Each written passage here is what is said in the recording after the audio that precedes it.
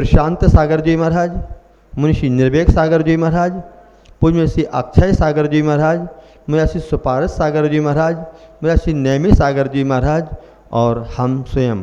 इस प्रकार से 3 महाराज जी, 2 महाराज जी और 2 महाराज जी, 7 महाराज लोगों ने मिलकर के गोमटेश्वर भगवान बाहुबली की यात्रा की थी, श्रवण बेलगोल की यात्रा।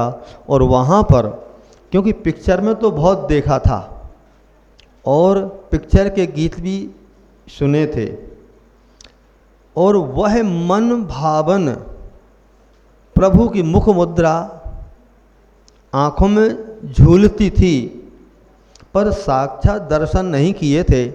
क्योंकि घर में जब थे तो सब परिवार का लोग बोलते थे, बोले बहुत सुंदर हैं गोमटेश भगवान बाहुबली, बस एक बार दर्शन करने में मन ऐसा लगता है कि यहीं रह जाएं।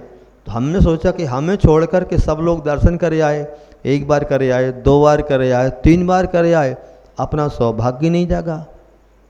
तो फिर संघ में आने के पश्चात 2009 में वह योग बना और 2010 में वहाँ पर 13 दिन तक वहाँ पर रहे और बहुत अच्छे भगवान बाहुबली की 13 दिन में 13 वंदना किया। क्योंकि ज़्यादा चढ़ाई तो है ही नहीं, ज़्यादा चढ़ाई नहीं है। एक दिन केस लॉन्च किया था तो उस दिन गैप हो गया था, तो दूसरे दिन 2 वंदनाएँ किया तो वो गैप पूरा हो गया। 13 दिन में 13 कर लिया। और यहाँ पर चंद्रगिरी पर्वत और विंध्यगिरी पर्वत, सामने बाहुबली इस तरफ हैं और भरत चक्रवर्ती चंद्रगिरी पर्वत पर ना, हाँ वहाँ पर विराजमान है और उनके दर्शन किए। और वहीं पर आचार्य प्रवर भद्र बाहु महाराज की गुफा भी बनी हुई है, जहाँ आचार्य प्रवर भद्रबाहु महाराज के चरण बने हुए हैं। ऐसे गोमटेश्वर भगवान बाहुबली के दर्शन का वह सौभाग्य प्राप्त हुआ।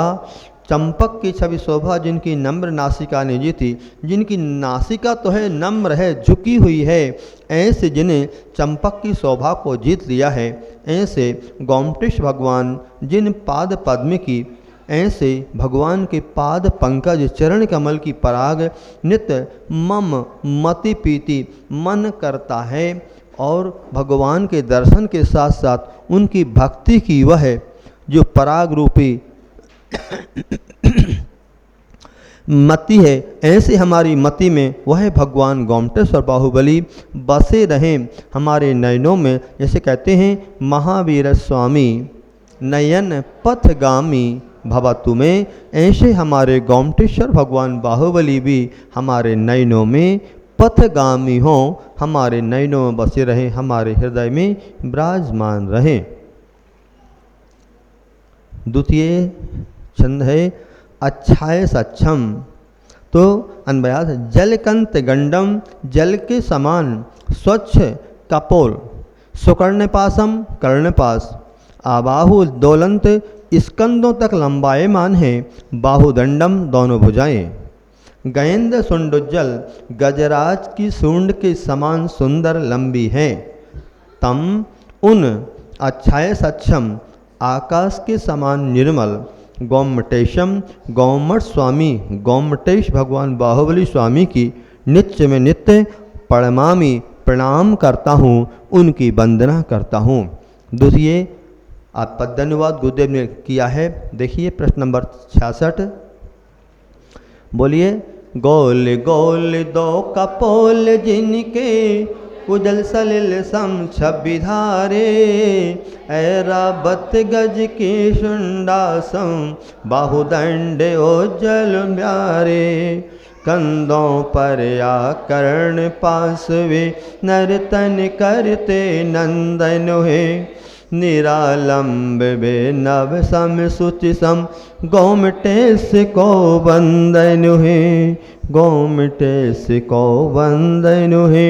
यहाँ पर नील कमल की सुंदरता प्रभु की आँखों को मात करती है। तो यहाँ पर गोल गोल दो कपोल जिनके उजल सलिल सम छवि धारे, ऐरावत गज की सुंडासम बाहुदंड उज्ज्वल प्यारे। दोनों गोल गोल कपोल गाल जो हैं उज्ज्वल हैं, सलिल सम छवि धारे, वह छवि को धारण करने वाले हैं। ऐसा लगता है कि इससे सुंदर दुनिया में और कोई छवि आज तक नहीं देखी तीर्थंकर भगवान के पश्चात, क्योंकि तीर्थंकर भगवान की जो सुंदरता होती है दुनिया में सर्वश्रेष्ठ हुआ करती है। और तीर्थंकर भगवान के पश्चात अब यहाँ पर गोमटेश भगवान बाहुबली की महिमा का वर्णन किया जा रहा है। गोमटेश जय बाहुबली, ऐसे गोमटेश्वर भगवान बाहुबली स्वामी का हम यहाँ पर वर्णन कर रहे हैं। जब वर्णन इतना सुंदर लग रहा है तो भगवान का जब वह साक्षात जिनको दर्शन हुआ होगा अर्थात आचार्य प्रवर्षि नेमिचंद सिद्धांत चक्रवर्ती ने जब यह गोमटेश अष्टक लिखा होगा, प्रभु की क्या कल्पना करके उन आचार्य महाराज ने यह लिखा है। कितना अच्छा है कि गोल गोल दो कपोल जिनके उज्जल सलिल सम छवि धारे, ऐसे दोनों दोनों उनके गाल बहुत सुंदर दिखाई दे रहे हैं, लग रहे हैं। जो सलिल सम छवि को सुंदर को धारण किए हुए ऐरावत गज की सुंडासम, जैसे ऐरावत हाथी हुआ करता है और हाथी ऐरावत जो होता है उसकी बहुत सारी सूंडें हुआ करती हैं, तो वह बहुत सुंदर होता है क्योंकि वह स्वर्ग से आता है। सौधर्मेंद्र की आज्ञा से साथ वह ऐरावत हाथी पर बैठ कर के आते हैं। तो जब वह हाथी इतना सुंदर है तो ऐसे वह ऐरावत गज की सुंडासम, उनके जो दोनों कंधे हैं, बाहुदंड, दोनों बाहु हैं, दोनों हाथ हैं, वह उज्ज्वल हैं और बड़े सुंदर हैं, न्यारे न्यारे लग रहे हैं। और ऐसा लग रहा है कि जैसे बाहुबल के साथ वह भगवान बाहुबली अपने दोनों हाथों को नीचे लटका कर और ध्यान मुद्रा में लीन है। कंधों पर आकर्ण पास वे नर्तन करते नंदन है।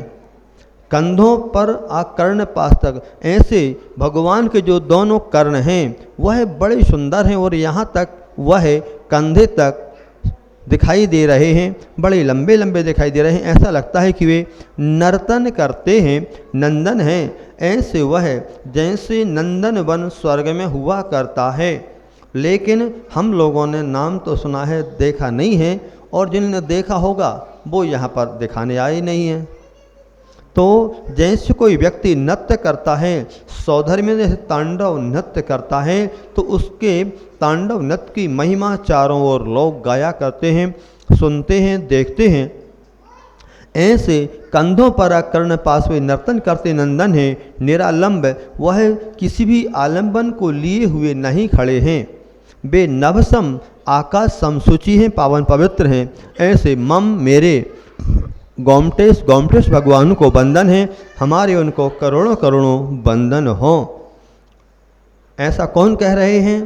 परम पूज्य प्रातः स्मरणीय गुरुदेव आचार्य श्री विद्यासागर जी महाराज, जिन्होंने किया है गोमटेश भगवान बाहुबली का यह पद्यानुवाद किया है और बहुत ही सुंदर है। और जब कभी इसकी 2-4 पंक्तियाँ पूज्य गुरुदेव के श्री मुख से सुनने को मिल जाती थीं तब बहुत ही अच्छा लगता था। और गुरुवर जब वह सुनाते थे तो क्या कल्पना गुरुदेव की रहा करती थी, और उस कल्पना के तहत भगवान की महिमा का मंडन गुरुदेव करते हुए और इन पंक्तियों को सुनाते थे।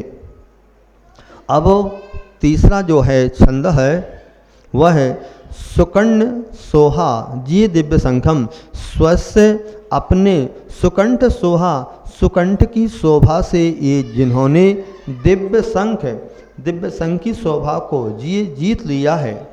यश कंध जिनका वक्षस्थल हिमालयोद्यम, हिमालय की भांति उन्नत है, च विशाल उदार है। यश जिनका सुट्ठु मध्यम अर्थात सुंदर मध्य भाग, कटि प्रदेश सुपेक्ष निजायल सम्यक अवलोकनीय है, देखने लायक है और निश्चल है। तम गोमटेशम उन गोमट स्वामी को निचम में नित्य प्रणमामि प्रणाम करता हूँ। अपने विलक्षण कंठ की श्री शोभा को धारण करने वाले अपने विलक्षण लक्षण तो सब में होते, लेकिन कुछ विलक्षण हुआ करते हैं जो सब में नहीं पाए जाते। ऐसे कुछ विलक्षण प्रतिभा के धनी हुआ करते हैं। तो अपने विलक्षण कंठ की शोभा शरीर से जिन्होंने दिव्य शंख की शोभा सुषमा को जीत लिया है, जो दिव्य शंख है वह देवों के हुआ करता है। तो दिव्य शंख की शोभा सुषमा को जिन्होंने जीत लिया है और जिनका वक्षस्थल हिमालय की भांति उन्नत है और उदार है, जिनका कटे प्रदेश सुदृढ़ और सुप्रेक्षणीय है, ऐसे उन गोमटेश्वर भगवान बाहुबली को मैं नित्यम प्रणमामि प्रणाम करता हूँ। ऐसे भगवान बाहुबली की वंदना करते हुए तीसरा छंद अपन देखें, एक साथ अपन उसको पढ़िए। तीसरा छंद।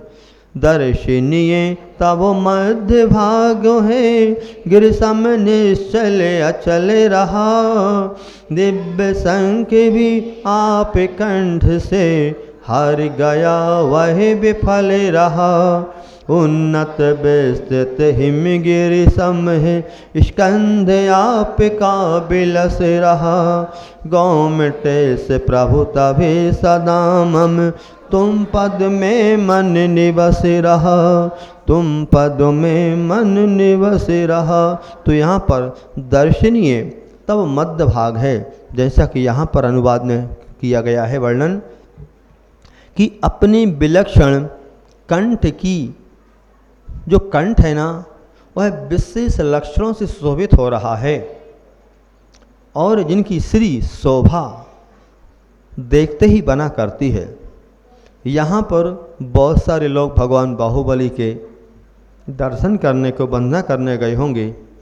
कुछ लोग भगवान बाहुबली के महामस्तकाभिषेक के समय भी गए होंगे और कुछ लोगों ने मंगल कलश लेकर के जब धर्म चक्र निकला था उस समय भी लोग गए होंगे, या जो मंगल कलश निकला था, एक बार धर्म चक्र निकला था, उस समय भी लोग भगवान बाहुबली के दर्शन करने को गए होंगे और वह शोभा कितनी सुंदर थी। ऐसे जिन्होंने दिव्य शंख की शोभा सुषमा को जीत लिया है, जिनका वक्षस्थल हिमालय की भांति